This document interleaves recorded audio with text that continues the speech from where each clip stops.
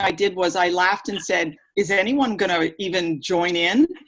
That why would anybody want to hear about what I'm doing? And I said, aren't there a lot more proficient agents that you could get a hold of? And so Tess and I had a good laugh over that.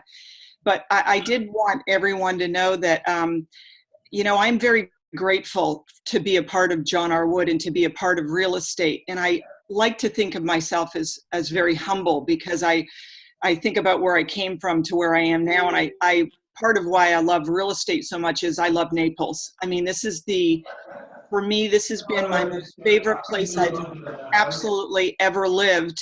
And I hope that one day my obituary will say, and she was from Naples, Florida. So I think that makes real estate easy, because I love where I live and I see so much beauty when I'm here that I think it's I'd rather live here than go back to Toronto. And I actually never want to go back to Toronto, 7 million people. I think selling real estate in those places would be really tough. So I just think that when you love where you live and you love what you do, it makes it easy. Absolutely. Absolutely. So you've had some great sales already in 2020, even in spite of coronavirus, and are actually on target to soon beat all of your 2019 production. Can you tell us a little bit, what are you doing differently? Well, a lot of that is luck too. I just have to point that out, as all of you do know that as well, that a big part of this, and I've had some really great sales, and then some that could have been astronomical that just didn't come together.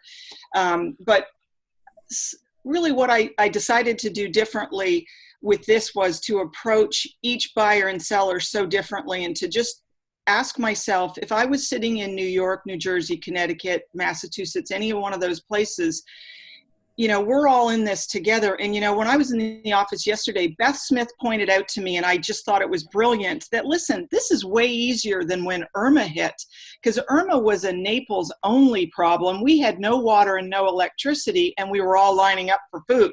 So really, everywhere in the country is faced with this same problem. But wouldn't you rather be here? Because we've had it way better than any other place that is in the country, or at least I look at it that way. So I think we've been very, very fortunate that we can go for walks, we can go to restaurants, we can do all of those sort of things. So one of the things I did with a sale that came together after we went on the market, I told the sellers who said, listen, we've only been on the market 8 days and everything's shutting down and the stock market's going off the cliff. Let's pull the listing. And I said, well, why do you want to pull the listing? Well, the uncertainty is one, but the biggest thing they felt, and they were from New York, was, how am I going to get my personal things out of there? I can sell it furnished, but I've got my socks, underwear, I got everything there. How am I going to get that home? And I said, why don't we look at it this way, that I'll take care of absolutely all of those details. You don't have to think about that. Let's just try and get ourselves, we've had a great response so far. Let's see where we can go with this. So they trusted me enough to want to do that. And we got an offer on day 9 of being on the market. And it was a great offer. And they were like, well, let's take the attitude that, and it was a finance deal, which we were like, oh, but the good thing was the buyer is a top executive at P&G. So we made a joke that he was going to buy this with all the stock dividends he's getting from toilet paper sales. So we took the attitude that if it fell through, we weren't going to blame anyone. We weren't going to get upset. We were just going to go for it. So that started us down that road of how do we get their things out of there. So I hired a gal, the moving lady, Ann Thomas is her name, and another agent gave me her contact and said she's fabulous. And I knew that she was able to pack everything up. But what I did was I made it kind of an adventure for the sellers. We scheduled some time. We did a 3.5-hour FaceTime until my phone died. And we went through the condo, and it was a big condo, 2,700 square feet, every drawer. And I'd point my phone over it and say, okay, what do you want? What do you don't want? So we could determine what needed to be disposed of, what we would ship back to them, and what we would include for the buyer. And the wife and the husband acted like they were going shopping because she was like, "Ooh, I don't remember that, but I'll take that." And then the husband would look at her and say, "Do we really need to ship that?" So we just made it as much fun as we could. And I told them that when we started, we're in uncharted territory here. Let's just go with it. And let's try and have some fun along the way.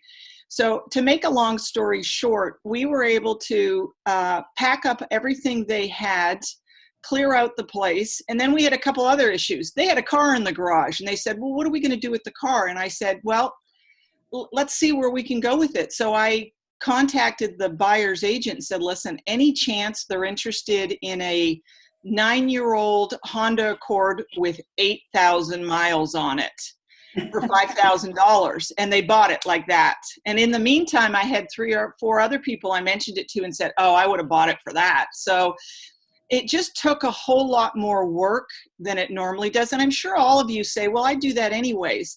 I just decided that that maybe my business has to be different now, that maybe it's just going to be telling the sellers and the buyers that, "Listen, there isn't anything that I won't do for you right now in order to get this done." And I thought about it, even the last couple of days, from people that were calling me saying, "What's going on in the market down there?" And I thought, if I can share a success story with a buyer, because they all want to think it's doom and gloom, then it gets them excited and it gets them motivated. And that's what I want to do, is I want to motivate them to feel like we're not falling off a cliff here. As Beth said, this is easy compared to Irma.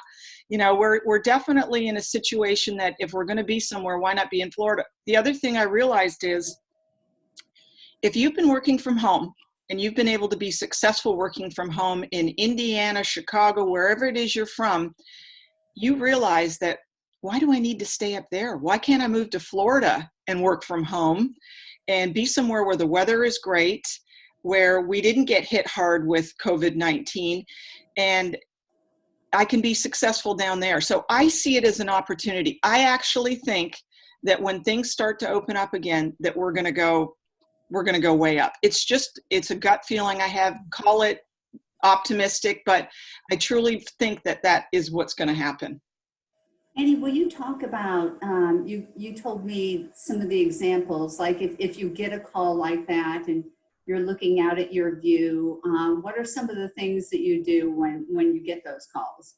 Well, and I realized when I get a call, it depends. If I'm getting a call from, I also saw it as another opportunity, that if I get somebody that owns a property in Naples and they're thinking about buying something else, because I had this happen to me, they're a little bit more reluctant to be a buyer because they also have to be a seller. They got to sell their place. And a lot of the times they say, "Well, I got to sell my place, so that's going to be a little more uncertain, but I really want to buy." So those are the ones that I think are going to wait.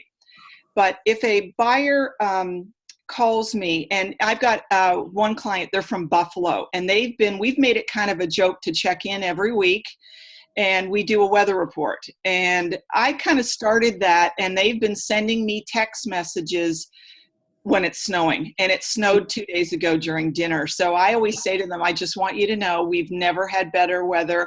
And I've made it a point every single night. I've lived here for 8 years now, and it's only been this last 6 weeks where I have seen every sunset. And I said, so I've made that my goal. So if anything, this whole staying at home and COVID-19 has made me rethink how I live my life. And I say to my buyers, that could be you. You too could be watching the sunset if you were down here. I have a lot of buyers that are bored up north. They're looking, as I know all of you do as well. And I'm just trying to encourage them that as soon as this is over, make this a priority, that's your last winter up there, that you can come down here and you can be safe here, and you'll enjoy yourself. That whatever time we all have left on this earth, we can enjoy. Why not be here? Why not be right now? I'm looking out at my view, which is so important to me. And as I've always said, we all need something to motivate ourselves. So when I look out the window and see this great water view, it motivates me. It drives me to get up every morning and want to just find somebody else a piece of this paradise. The buyer on that sale was a virtual buyer. Were there any nuances that you had to be a little bit innovative on that, other than helping your sellers? Sure. Well, it was interesting because they were hesitant because they weren't going to get a chance to come down and see it. But what they did do, and I give that credit to the buyer's agent, was excellent. Unfortunately, she was from another company, but she was excellent. She came in, we made it available for her to come in and videotape it as many times as she wanted, but she was able to get a family member. The father was in town still before he left to go back. He came and saw it. So we wowed him with, being able to come and take a look at it. And, we said to him, do you think your daughter will really, and her husband will really like it here? And he was like, this place is fabulous. So that certainly did help that they had that ability. And anytime they wanted to see the place, we went back over there and got them in and showed it to them. And that really made a difference for them. We took them through hours of it. So it did take a lot more time, but we gave them what they needed. Mm-hmm. And what was the closing period? Was it a 30-day close, or? It was a 30-day close. And one of the things I demanded, because I didn't want to put my sellers through the process of a finance deal and then it's going to fall through because the bank has decided they don't want to do this. So I said, listen, can I talk to the lender and actually speak to their lending officer? And I did. And it was a lender who said to me, these people are so sound that if I could have every client like this, I'd be lending all day long. So that made a huge difference to me. But I thought, you know what, why not ask if we can speak to the lender? And if they say no, then what are they hiding? So I appreciated, and I'm going to do that again going forward. Why can't I speak to the lender? I think it's important to be able to do that. Absolutely. And now you're under contract for another high-end property in Royal Harbor, and putting that deal together took some creative thinking on your part. They're past customers of yours. You want to tell us a little bit about that one? Sure. These are people I know quite well, and they had told me, a couple of months ago that they were getting older and that their ability to weather a stock market decline was just going to be too much for them, and that they were going to make a long-term concerted effort to get out of the stock market. So we have those conversations, and what do I think about that? And I can't disagree with them. I'm not somebody, I don't ride the stock market well. To me, I hope I don't offend anyone, but it feels like gambling. So I could totally relate to what they were feeling, but I also knew they had lots of money. And I said to them, okay, so you're taking your money out of the stock market. Where are you going to put it? I mean, you're not going to stick it in a mattress. You're not going to stick it in a vault in your home. If you stick it in any type of bond, it's such a low yielding vehicle. To me, there's only one place to put it. Put it in real estate. It's really my thing too. I really am a big believer that owning something that you can see, go visit, it's a tangible asset, is the way to go. So I knew a few months ago that they were thinking of getting out of the stock market. They were getting out of the stock market and they would need to put their money somewhere. So I said to them, do you want me to look for a property off market that could be a good investment? And they said, absolutely. And, we ended up finding one that was on the market, but that we did a little research and found out that the seller owned 3 properties. He had $10 million worth of real estate in Naples. He lives in New York, owns a business there that has been completely shut down. So I said, hey, this could be an opportunity for a deal. So we went and found this deal. And so my clients bought the home, and I hate to use the word lowball, but we did, and they took it. So, I also did a deal that closed just recently with Bill Verdonk from the central office, and Bill is on fire for what he's selling. And he told me while we were doing it, he said, Annie, I'm really busy. And I said, good for you. I like hearing that. And I said, Bill, what's the trick? And he said, deals that wouldn't come together 2 or 3 months ago are now coming together. And, he said sellers are being of the mindset that they don't know what the future will hold. So why not try and get out now? And if the buyers can put something together why not do it? So, I highly recommend, even if it's going to be a low ball, prepare your buyers and sellers, go for it, give it a try. We don't know what will happen. Yes, you'll have somebody who's insulted. I had a seller insulted the other day on my listing on Gulf Shore Boulevard. They got a low ball. And I said, listen, it's the environment that we're in right now. But I think it really, I liked what Bill told me, and I'm going with that actually, and using that as a kind of when I talk to buyers and sellers, that things that didn't happen before are happening now. And I think that's a good thing. Fantastic. What other pearls of wisdom or great ideas do you have that you'd like to share with others? Well, one of the things I do a monthly newsletter online. So I send out and I hate to say it, it's not the one from the company, because my concern always was that everybody was sending out the same one. So I pay a separate company to do one, and I come up with the articles that are in there. And I got this tip from when Irma hit. The first article I always do is always the sales every month that I get from Mike Dodge, that the company produces or Nabor produces. And I put those because people do want to know what's happening in the market. But I decided that when an email clicks onto somebody on a monthly basis, and everybody gets a million newsletters, that the first article better be a grabber, or nobody's going to click on that email. So I decided after Irma that I posted a picture of what the hurricane damage looked like, and it was a headline of what it was like to go through Irma. And it was my own personal experience. I got more clicks on that article than any article. So that told me that people were watching that first article. So I did the same thing when my newsletter went out for May 1st, and it was what was happening here specifically in Naples during this whole, where's the market going to go? What does it mean to be COVID-19 and isolated in Naples? And again, second highest clicks of any I've gotten. So that now tells me that people want to know what we personally think and feel, because they're not here. They can read the newspaper, but if you've read the newspaper or read any kind of media outlet lately, it does kind of frighten me. I've been doing this thing where I've had a little more time lately where I tell myself, if I'm going to read Fox News, then I also want to go right away and read CNN. And I'm shocked at, it's like we live in two different worlds. They have completely different media coming at us in terms of source material. And so I looked at that and realized, so does all my customers have that. So why don't we give them what's local and what's happening here? So lately, the great one has been, I take to calling my customers a lot more lately, or those that have been customers before, and I say, hey, did you hear what happened on the beach? And I kind of give them that. And even if they're not here, if they own a property here, or they're thinking about owning one, they want to know what the city of Naples did in terms of reopening the beaches. They want to know what Collier County is doing.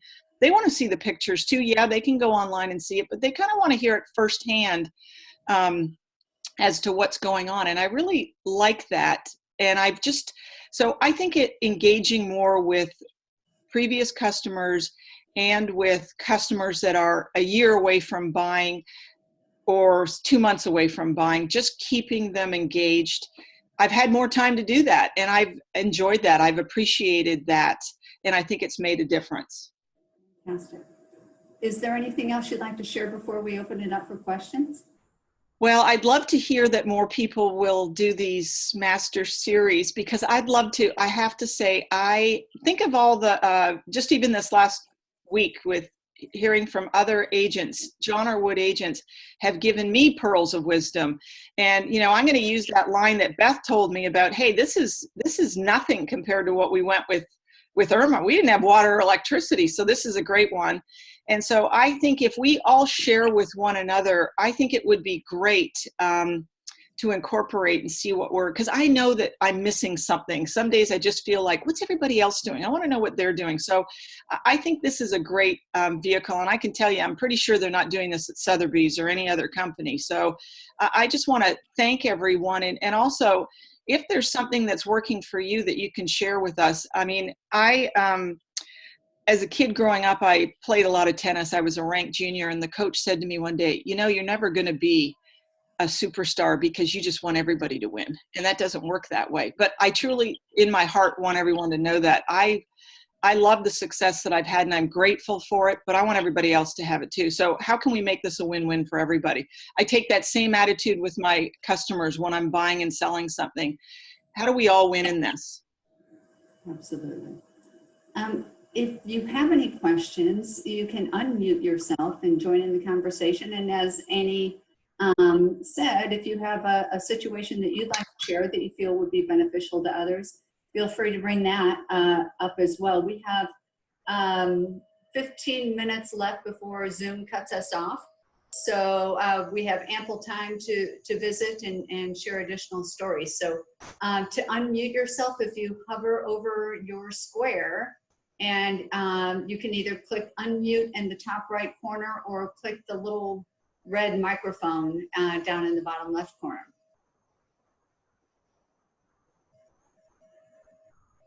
Hey, Annie, it's Sherry Beatrice. How are you? Good, Sherry. How are you doing? Great, great. Just a question.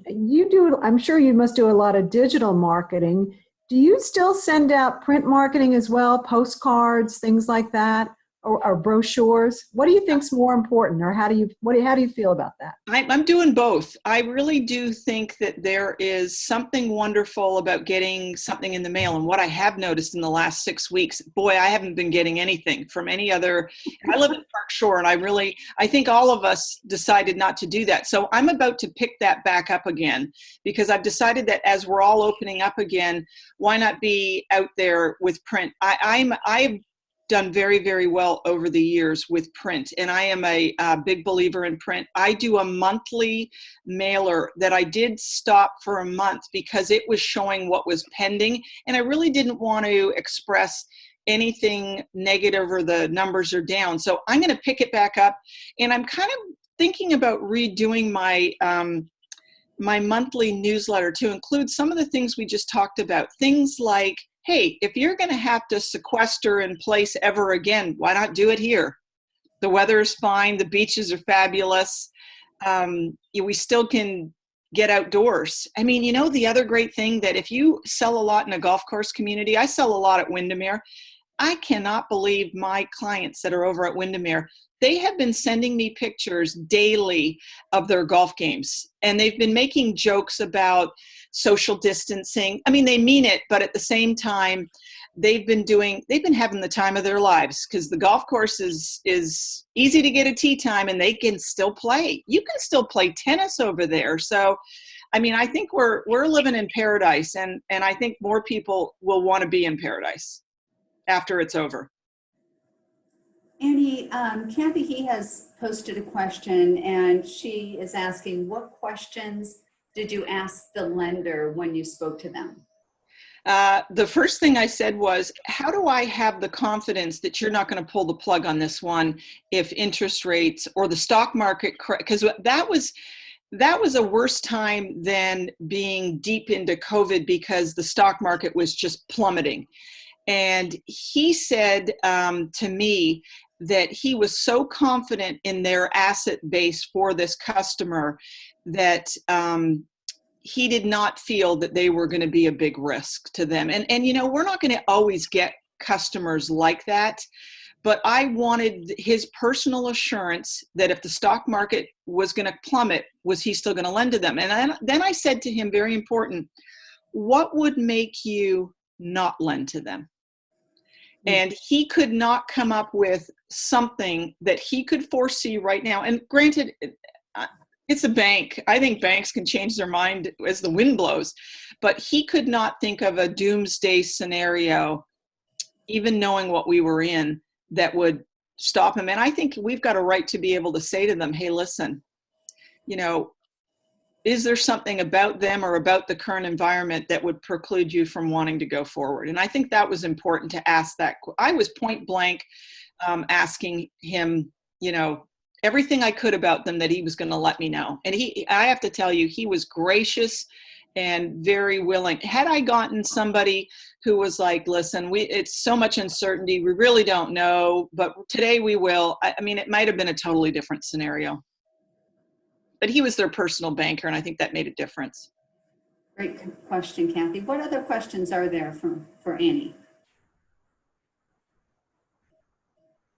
Give people a time to unmute yourself. Reminder, unmute either in the top right corner or in the bottom left corner of your little square. Tess, I have one. Is somebody else out there have something that they did that just is working great? I'd love to hear that. I'm sure everybody else would too.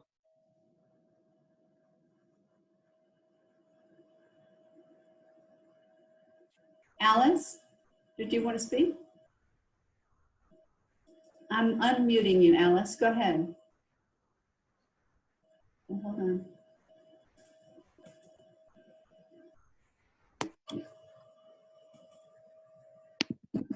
You are not unmuting. Can you hear me now?